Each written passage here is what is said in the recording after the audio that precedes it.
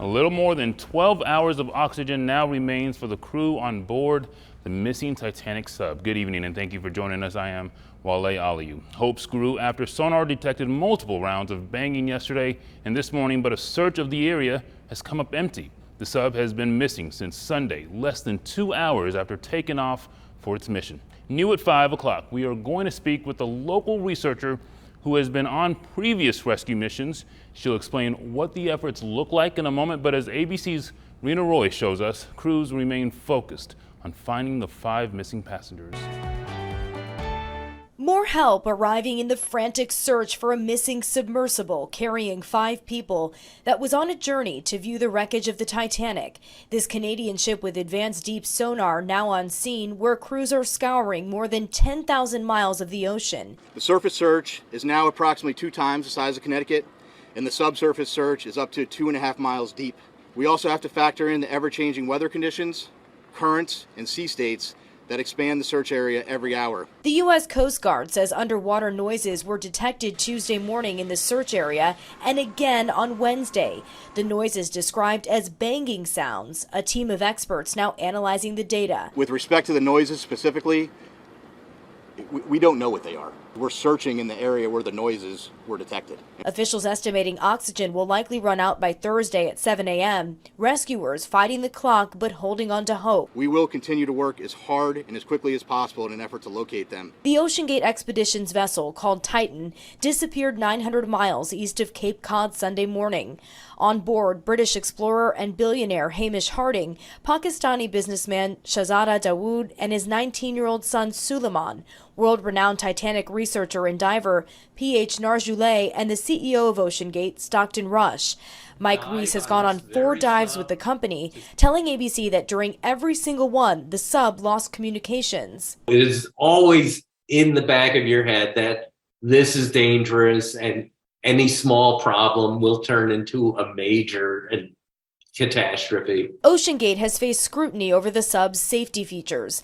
Back in 2018, the year the vessel was built, members of a committee specializing in submersibles expressed unanimous concern about the sub's safety in a letter obtained by the New York Times and authenticated by ABC News. Members say OceanGate did make some changes after that letter.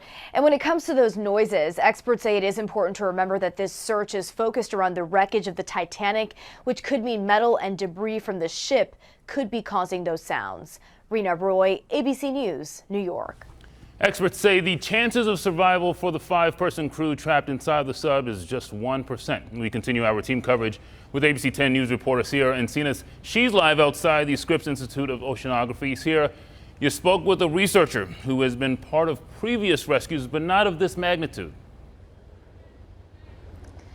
That's correct, Walt. Inside of the Scripps Institute of Oceanography are several researchers who understand our ocean floor pretty well. One of them even helped create the visual imaging system around the Titanic back in the 80s. I didn't speak to him today, but I did speak to another researcher who's been on board for a couple of rescues and says she understands wanting to go down and see the wreckage, but says it's a very dangerous feat.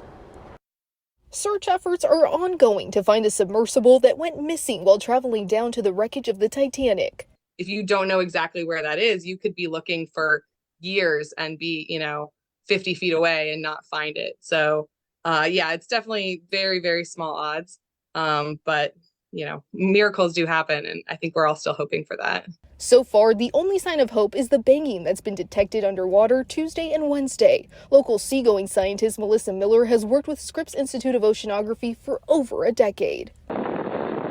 Her research has never gotten her inside a submersible, but she's been a part of 2 rescues while at sea doing research. She says that this is what efforts could look like. So it sounds like they have airplanes that are deploying sonobuoys that's listening to the ocean and hoping to be able to find it if the people are, tapping on the side of the submersible. There's ROVs, which are remotely operated vehicles. Those are out there scouring all of the area. It sounds like they've got a huge area twice the size of Connecticut that they're scouring at this point because of ocean currents. She says when she hears about the 5 people trapped inside the vessel, she sympathizes with them. It's definitely been sort of an emotional thing, even though I'm not connected with any of the people directly on board, because I think most of the people in oceanography have a real explorer mindset. If rescuers are able to retrieve the vessel, it'll be done fairly quickly, according to Miller. Live in La Jolla, Sierra Encinas, ABC 10 News. Thank you, Sierra, and you can continue to follow any developments into the search for the missing Titanic sub by downloading our free mobile app. Just go to the App Store and search 10 News.